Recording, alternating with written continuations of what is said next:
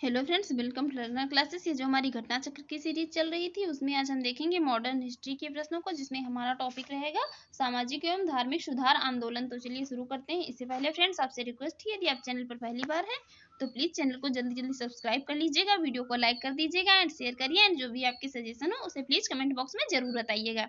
चलिए देखते हैं पहला क्वेश्चन है यहाँ पर, 19वीं शताब्दी के धर्म एवं समाज सुधार आंदोलनों ने जनसंख्या के किस वर्ग को मुख्यतः आकर्षित किया है। हम यहाँ पर जो है सिर्फ राइट आंसर ही बताएंगे, जिससे कि हमारी वीडियो ज्यादा लंबी ना हो सके। इस जो धर्म एवं समाज सुधार आंदोलन थे, तो इन्होंने जनसंख्या के जो है जिस वर्ग को आकर्षित किया था वो वर्ग था बुद्धिजीवी वर्ग, नगरीय उच्च जातियां और उदार राजवाड़े। इन्होंने जो इस आंदोलनों ने आकर्षित नहीं किया था तो वो थे निर्धन सर्वसाधारण वर्ग को इस आंदोलन ने आकर्षित नहीं किया था। देखते हैं इसका राइट आंसर। यहाँ पर राइट आंसर ऑप्शन डी में दिया हुआ है, राइट आंसर होगा ऑप्शन डी। देखते हैं इसकी एक्सप्लेन। 19वीं शताब्दी के धार्मिक एवं सामाजिक सुधार आंदोलनों का भारत के आधुनिक इतिहास में विशेष स्थान है। इन आंदोलनों ने बुद्धिजीवियों और मध्यम वर्ग को सर्वाधिक प्रभावित किया। निर्धन सर्वसाधारण वर्ग इस आंदोलनों से लगभग अप्रभावित ही रहा था। बुद्धिजीवी, नगरीय उच्च जातियां एवं उदार राजवाड़े इन आंदोलनों से जो है अधिक प्रभावित हुए थे। देखते हैं अगला क्वेश्चन यहाँ पर दिया है, निम्न वक्तव्यों पर विचार कीजिए। कथन ए है, 19वीं सदी के सामाजिक धार्मिक आंदोलनों के कारण भारत का आधुनिकीकरण हुआ, जिसका कारण आर दिया हुआ है। सामाजिक धार्मिक आंदोलनों के मूल में बुद्धिवाद, वैज्ञानिक दृष्टिकोण तथा अन्य ऐसे विचार थे जो आधुनिकता के आधार माने जाते थे। यहाँ पर राइट आंसर होगा ऑप्शन बी। ए व आर दोनों सही है और आर ए की सही व्याख्या है। देखते हैं इसकी एक्सप्लेन। 19वीं शताब्दी के धार्मिक एवं सामाजिक सुधार आंदोलनों का भारत के आधुनिक इतिहास में विशेष स्थान है। इस आंदोलन ने बुद्धिजीवियों और मध्यम वर्ग को सर्वाधिक प्रभावित किया। इन सामाजिक आंदोलनों के कारण भारत का आधुनिकीकरण प्रारंभ हुआ। इसके मूल में बुद्धिवादी तथा वैज्ञानिक दृष्टिकोण निहित थे जो आधुनिकीकरण के आधार स्तंभ माने जाते हैं। देखते हैं अगला क्वेश्चन है, निम्न में से किस वर्ग को सर्वप्रथम पश्चिमी सभ्यता ने प्रभावित किया। पश्चिमी सभ्यता ने सर्वप्रथम किसको प्रभावित किया था? वो प्रभावित किया था शिक्षित हिंदू मध्यम वर्ग को। राइट आंसर ऑप्शन सी, शिक्षित हिंदू मध्यम वर्ग को। शिक्षित हिंदू मध्यम वर्ग को सर्वप्रथम पश्चिमी सभ्यता ने प्रभावित किया। नवीन पाश्चात्य शिक्षित वर्ग तर्कवाद, विज्ञानवाद तथा मानववाद से बहुत प्रभावित था। भारतीय समाज एवं धर्म सुधारकों ने इस नवज्ञान से प्रभावित होकर भीतर से हिंदू धर्म और समाज को सुधारने का प्रयत्न किया और अंधविश्वासों, मूर्ति पूजा और तीर्थ यात्रा आदि को तर्क के तराजू में तौलकर धार्मिक एवं सामाजिक सुधार किए। देखते हैं अगला क्वेश्चन है यहाँ पर, निम्न महापुरुषों में से कौन भारतीय जागृति का जनक कहलाता है। भारतीय जागृति का जनक कौन कहलाता है? तो कहलाते हैं Raja Ram Mohan Roy. Right answer option B. Raja Ram Mohan Roy को भारतीय पुनर्जागरण का पिता, भारतीय राष्ट्रवाद का पैगंबर, अतीत और भविष्य के मध्य सेतु, भारतीय राष्ट्रवाद का जनक, आधुनिक भारत का पिता, प्रथम आधुनिक पुरुष तथा युग दूत भी कहा जाता है। याद रखिए ये सब कहा जाता है राजा राम मोहन राय को। अगला क्वेश्चन है, भारतीय राष्ट्रवाद का जनक किसे माना जाता है? भारतीय राष्ट्रवाद का जनक माना जाता है राम मोहन राय को। यहाँ पर राइट आंसर होगा ऑप्शन डी। अगला क्वेश्चन है, किसको भारतीय पुनर्जागरण का पिता कहा जाता है? तो कहा जाता है राजा राम मोहन राय को। Right answer option A. अगला क्वेश्चन है, भारतीय पुनर्जागरण आंदोलन के पिता कौन थे? तो ये थे राजा राम मोहन राय। अगला क्वेश्चन है यहाँ पर, भारत में पुनर्जागरण आंदोलन का अग्रणी दूत था, तो वो थे Ram Mohan Roy. Right answer option D. अगला है, भारतीय राष्ट्रवाद का पैगंबर किसे कहा जाता है? तो ये कहा जाता है राम मोहन राय को। Right answer option B. देखते हैं अगला क्वेश्चन है यहाँ पर, भारत का प्रथम आधुनिक पुरुष किसे माना जाता है? ये माना जाता है राजा राम मोहन राय को। Right answer option C. अगला क्वेश्चन है, राम मोहन राय द्वारा स्थापित प्रथम संस्था कौन थी? वो थी Atmiya Sabha. Right answer option B. देखते हैं इसकी एक्सप्लेन। हिंदू धर्म के एकेश्वरवादी मत का प्रचार करने के लिए 1815 ईस्वी में राजा राम मोहन राय ने अपने युवा समर्थकों के सहयोग से आत्मीय सभा की स्थापना की है। इनकी जो थी प्रथम संस्था थी कौन? आत्मीय सभा। याद रखिए। अगला क्वेश्चन है, निम्न में से कौन आत्मीय सभा के संस्थापक थे? तो ये थे Raja Ram Mohan Roy. Right answer option A. अगला है, ब्रह्म समाज की स्थापना किस वर्ष हुई थी? ये हुई थी 1828 में। यहाँ पर जो है किसी ऑप्शन में 1828 नहीं दिया हुआ है। राजा राम मोहन राय ने 20 अगस्त 1828 को ब्रह्म सभा नाम से एक नए समाज की स्थापना की, जो कि आगे चलकर यही ब्रह्म सभा क्या ब्रह्म समाज कहलाया। इसमें मूर्ति पूजा का विरोध किया और ब्रह्म की पूजा का उपदेश दिया। ये ऐसी जो है लोगों की जमात थी जो ईश्वर की एकता में विश्वास करते थे और मूर्ति पूजा से अलग रहते थे। ये नवीन धर्म में सामाजिक रीति रिवाज एवं धार्मिक कर्म कांडों के लिए इसमें कोई स्थान नहीं था। ब्रह्म समाज ने जो है रंग वर्ण तथा मत पर विचार किए बिना मानववाद के प्रति प्रेम तथा जीवन की उच्चतम विधि के रूप में मानवता की जो है सेवा पर विशेष बल दिया। इसके सिद्धांत थे 3, ये थे मानव, विवेक, वेद और उपनिषद, इसके 3 आधार थे। अगला क्वेश्चन है यहाँ पर, अगला क्वेश्चन है राजा राम मोहन राय द्वारा ब्रह्म समाज की स्थापना कब की गई, तो ये की गई 1828 में, राइट आंसर ऑप्शन सी। अगला है यहाँ पर ब्रह्म समाज की स्थापना की थी, तो ये की थी राम मोहन राय ने, right answer option D. Hindu धर्म का पहला सुधार आंदोलन ब्रह्म समाज था, जिस पर आधुनिक पाश्चात्य विचारधारा का बहुत प्रभाव पड़ा था।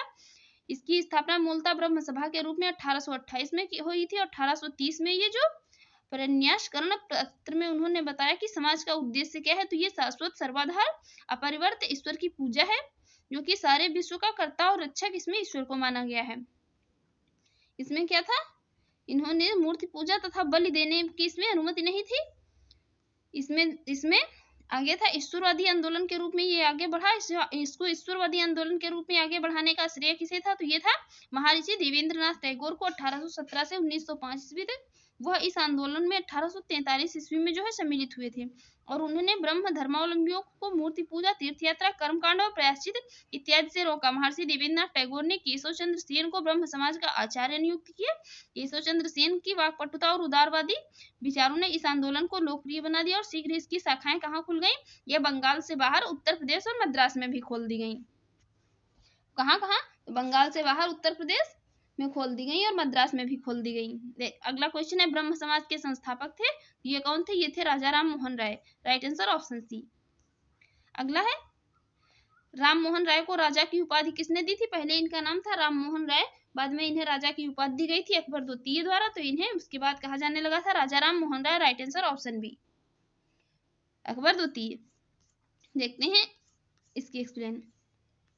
मुगल बादशाह थे अकबर द्वितीय, इन्होंने राम मोहन राय को राजा की उपाधि दी थी। उपाधि के साथ ये इनके दूत के रूप में अपने 1830 ईस्वी में कहाँ भेजा था, ये ब्रिटिश सम्राट विलियम चतुर्थ के दरबार में भेजा था। क्वेश्चन ये भी पूछ लिया जाता है।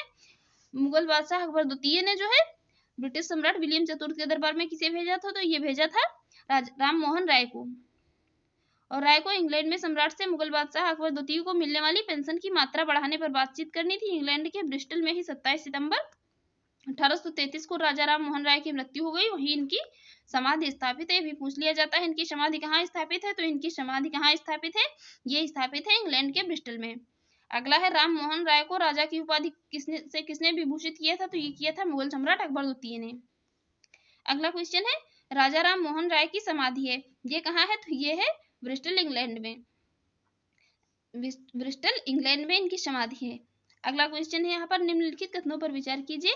3 स्टेटमेंट दिए हैं, केशव चंद्र सेन के संबंध में जो है किसकी स्थापना से है, केशव चंद्र सेन का संबंध जो है इसमें किसकी स्थापना से है, किसकी स्थापना की थी केशव चंद्र सेन ने, तो यहाँ पर राइट आंसर हो जाएगा ऑप्शन बी, ये टेबरनेकल ऑफ न्यू डिस्पेंसन की स्थापना की थी और इंडियन रिफॉर्म एसोसिएशन की स्थापना, इन दोनों की स्थापना की थी केशव चंद्र सेन ने। कलकत्ता यूनिटेरियन कमेटी की स्थापना नहीं की थी केशव चंद्र सेन ने। देखते हैं इसकी एक्सप्लेन। ये केशव चंद्र सेन क्या थे, महान समाज सुधारक और राष्ट्रवादी थे। केशव चंद्र सेन का जन्म हुआ था 19 नवंबर 1838 को, बंगाली परिवार से बिलोंग करते थे। 1857 में ब्रह्म समाज में सम्मिलित हुए।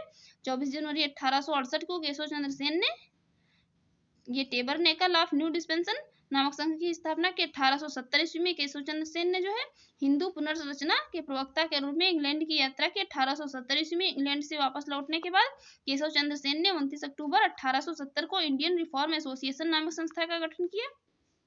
इसकी सदस्यता सभी जाति और धर्म के लोगों के लिए खुली थी। संस्था की ओर से इसमें सुलभ समाचार नामक पत्र भी निकाला गया। ये पूछ लिया जाता है तो ये इसी संस्था की ओर से निकाला गया था, सुलभ समाचार नामक पत्र। और कलकत्ता यूनिटेरियन कमेटी का गठन 1830 ईस्वी में राजा राम मोहन राय, द्वारकानाथ टैगोर एवं विलियम एडम द्वारा किया गया था। याद रखिए कलकत्ता यूनिटेरियन कमेटी का गठन 1823 में राजा राम मोहन राय, द्वारकानाथ टैगोर एवं विलियम एडम द्वारा किया गया था। अगला क्वेश्चन है यहाँ पर, अगला क्वेश्चन है भारतीय ब्रह्म समाज के संस्थापक थे। भारतीय ब्रह्म समाज के संस्थापक यहाँ पर राजा राम मोहन राय नहीं थे। ये ब्रह्म समाज और भारतीय ब्रह्म समाज अलग था। भारतीय ब्रह्म समाज के संस्थापक थे Keshab Chandra Sen. Right answer option C. देखते हैं इसकी एक्सप्लेन। भारतीय ब्रह्म समाज के संस्थापक थे केशव चंद्र सेन। देवेंद्रनाथ ने 1865 में केशव चंद्र सेन से आचार्य की उपाधि जो है छीन ली थी। केशव चंद्र सेन मौलिक ब्रह्म समाज से अलग हो गए और देवेंद्रनाथ टैगोर के तहत समाज की मूल शाखा ने स्वयं को आदि ब्रह्म समाज के नाम से पुकारा। आचार्य केशव चंद्र सेन के नेतृत्व वाले गुट ने अपने को भारतीय ब्रह्म समाज या नवीन ब्रह्म समाज या नवविधान कहा। 1878 ईस्वी में नवीन ब्रह्म समाज में क्या हुआ, पुनः फूट पड़ी जब ये केशव चंद्र सेन अपनी 13 वर्षीय पुत्री का विवाह इन्होंने कहाँ किया, बिहार के राजा से किए जाने के विरोध में आनंद मोहन बोस एवं शिवनाथ शास्त्री द्वारा साधारण ब्रह्म समाज की स्थापना की। इसमें क्या हो, 20 अगस्त 1828 को राजा राम मोहन राय ने फेरंजी कमल बोस के मकान से जो किराए पर लिया गया था में ब्रह्म समाज की स्थापना की। ताराचंद्र चक्रवर्ती जो है इसके प्रथम सचिव थे। देवेंद्रनाथ टैगोर इस समाज में 1843 में तथा केशव चंद्र सेन इसमें 1857 में सम्मिलित हुए। देवेंद्रनाथ टैगोर एवं केशव चंद्र सेन के मध्य इसमें क्या हुआ, मतभेद हो गया और 11 नवंबर 1866 को केशव चंद्र सेन औपचारिक रूप से क्या हुए, ब्रह्म समाज से अलग हो गए। इसका नामकरण क्या हुआ, तो भारतीय ब्रह्म समाज किया गया। इसके बाद इसमें पूर्व स्थापित हुआ इसके ब्रह्म समाज को क्या कहा गया, आदि ब्रह्म समाज के नाम से इसमें जाना जाता है। देखते हैं अगला क्वेश्चन। अगला क्वेश्चन है यहाँ पर, ब्रह्म समाज का सिद्धांत आधारित है। ब्रह्म समाज का सिद्धांत किस पर आधारित है, तो ये आधारित है एक देववाद पर। राइट आंसर ऑप्शन सी, एक देववाद पर आधारित है ब्रह्म समाज का सिद्धांत। देखते हैं अगला क्वेश्चन, इसकी एक्सप्लेन देख लेते हैं। 1828 में राजा राम मोहन राय ने ब्रह्म समाज की नींव डाली थी। ब्रह्म समाज की स्थापना का उद्देश्य था एक ईश्वरवाद की उपासना, मूर्ति पूजा का विरोध तथा अवतारवाद का खंडन। ब्रह्म समाज ने क्या कहा, सार्वभौम ईश्वर की उपासना पर बल दिया था। ये भी पूछ लिया जाता है मूर्ति पूजा का विरोध जो है किसमें किया गया था, स्टेटमेंट दे देता है 3-4, तो इसमें ये ब्रह्म समाज जो है मूर्ति पूजा का विरोध करता था। अगला क्वेश्चन है यहाँ पर, राजा राम मोहन राय ने निम्न में से किसका विरोध नहीं किया था। इन्होंने किसका विरोध नहीं किया था, ये पाश्चात्य शिक्षा का विरोध नहीं किया था, बाकी ये बाल विवाह, सती प्रथा और मूर्ति पूजा इसका सबका विरोध किया था राजा राम मोहन राय ने। देखते हैं अगला क्वेश्चन, ये इसके अंग्रेजी शिक्षा के पक्षधर थे राजा राम मोहन राय।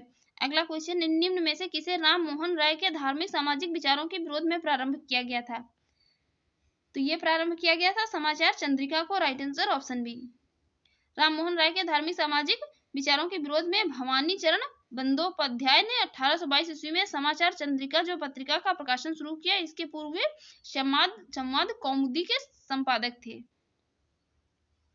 संवाद कौमुदी के संपादक थे राजा राम मोहन राय। अगला क्वेश्चन है यहाँ पर, ब्रह्म समाज के बारे में कौन से कथन जो है सही है।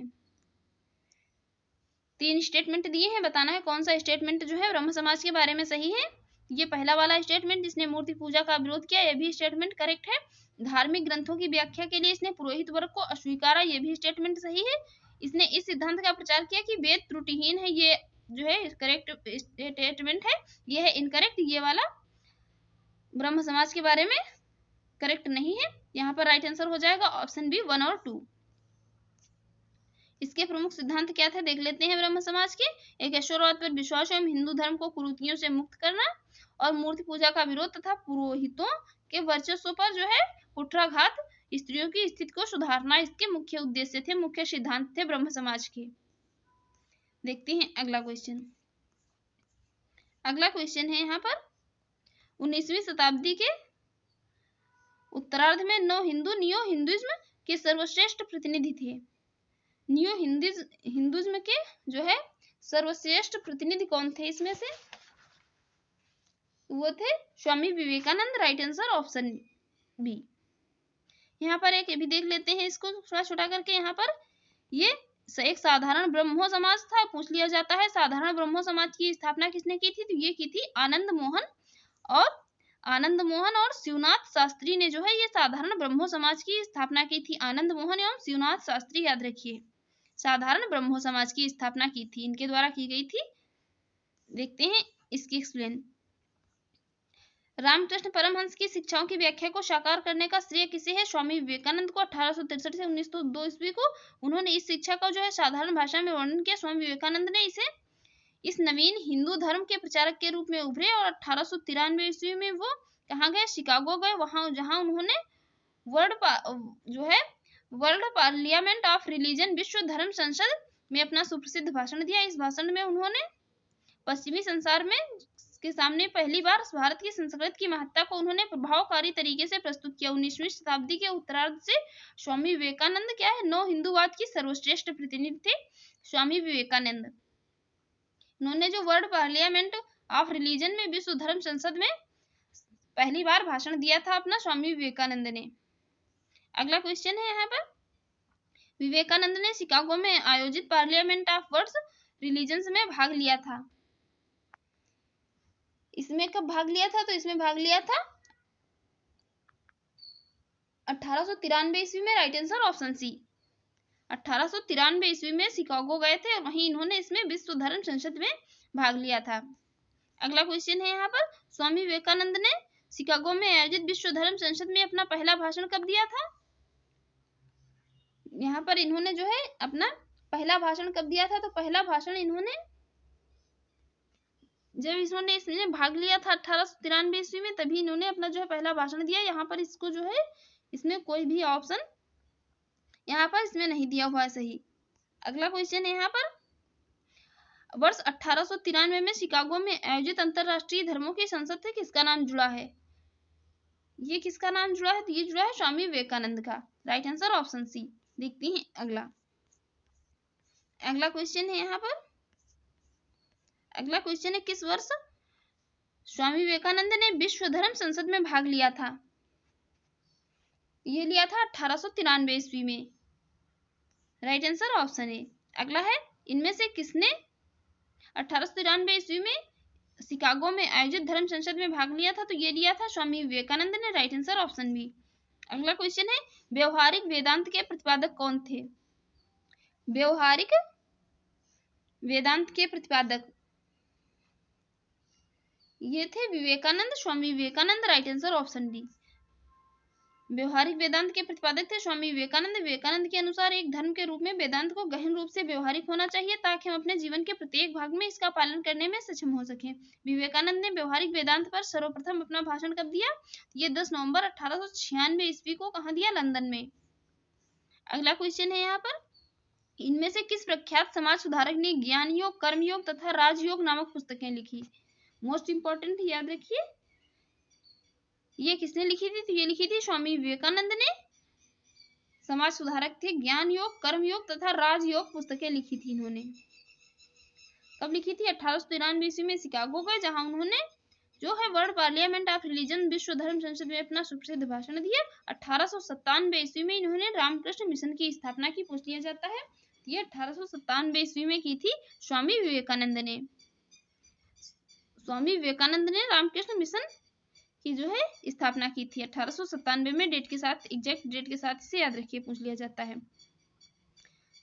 कहाँ से ये थे? तो इसके जो है रामकृष्ण मिशन की स्थापना 1897 में की गई। रामकृष्ण मिशन का कलकत्ता के बेलूर में मुख्यालय खोला गया। इसका मुख्यालय कहाँ था? तो ये कलकत्ता के बेलूर में। अगला क्वेश्चन है, रामकृष्ण मिशन किसके द्वारा प्रारंभ किया गया था? ये किया गया था स्वामी विवेकानंद के द्वारा। Right answer option C. अगला है, रामकृष्ण मिशन की स्थापना की जो है 1897 ईस्वी में किसने की थी? ये की थी स्वामी विवेकानंद ने। Right answer option A. अगला क्वेश्चन है, स्वामी विवेकानंद ने रामकृष्ण मिशन की स्थापना किस वर्ष में की थी? ये 1897 ईस्वी में की थी। Right answer option D. अगला क्वेश्चन है, स्वामी विवेकानंद द्वारा रामकृष्ण मिशन की स्थापना किस वर्ष की गई थी? ये की गई थी 1897 ईस्वी में। Right answer option D. अगला क्वेश्चन है, शारदा मणि कौन थी? शारदा मणि जो है ये कौन थी? तो ये थी रामकृष्ण परमहंस की पत्नी। Right answer option B. Ramakrishna Paramahamsa की पत्नी थी। इनका विवाह कब हुआ था? ये शारदा मणि मुखोपाध्याय पूरा नाम था, जिन्हें शारदा देवी के नाम से जाना जाता था। इनका विवाह 23 वर्षीय रामकृष्ण परमहंस से 5 वर्ष की जो है उम्र में हुआ था 1859 ईस्वी में। ये मात्र 5 वर्ष की उम्र में इनका विवाह हो गया था। देखते हैं अगला क्वेश्चन। अगला क्वेश्चन है यहाँ पर,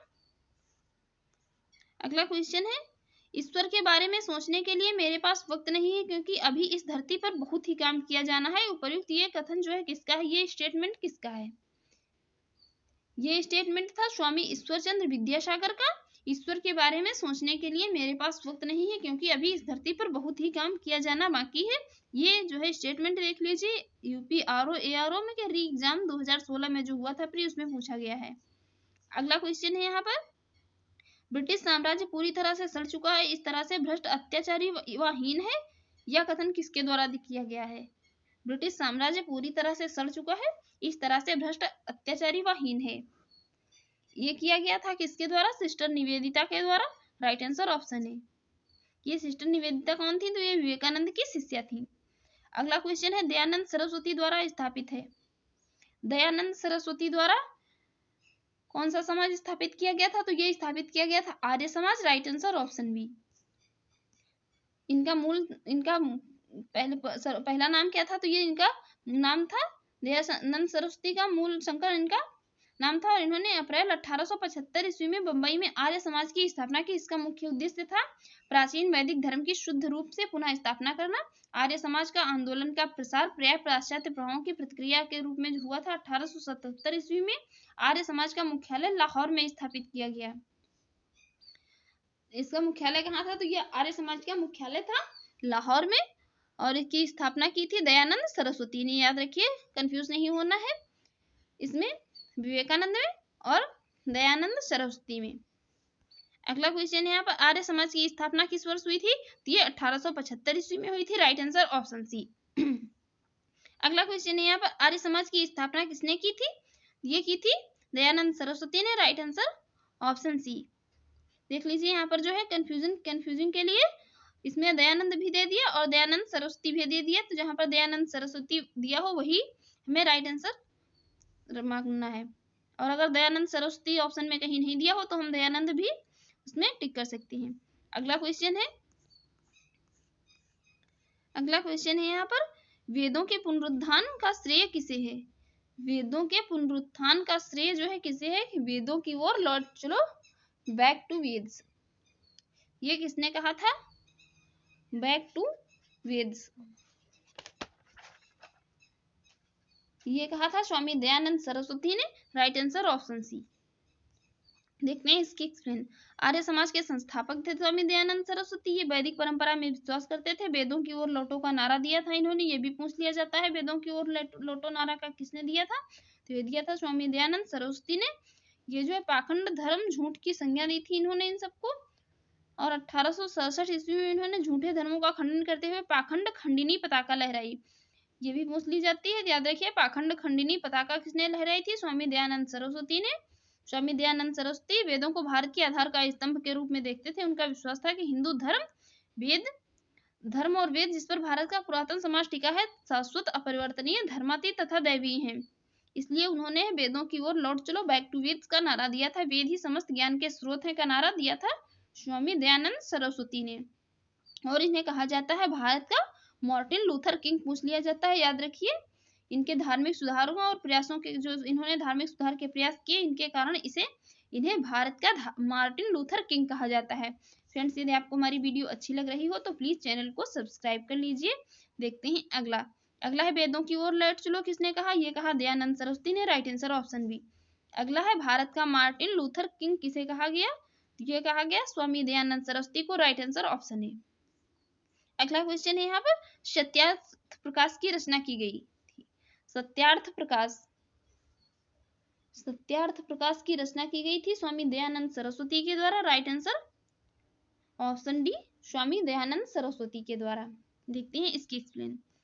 मूल शंकर स्वामी दयानंद सरस्वती का नाम था। 1824 ईस्वी में गुजरात की मोरबी रियासत कठियावाड़ क्षेत्र के एक ब्राह्मण कुल में जो है इनका जन्म हुआ था।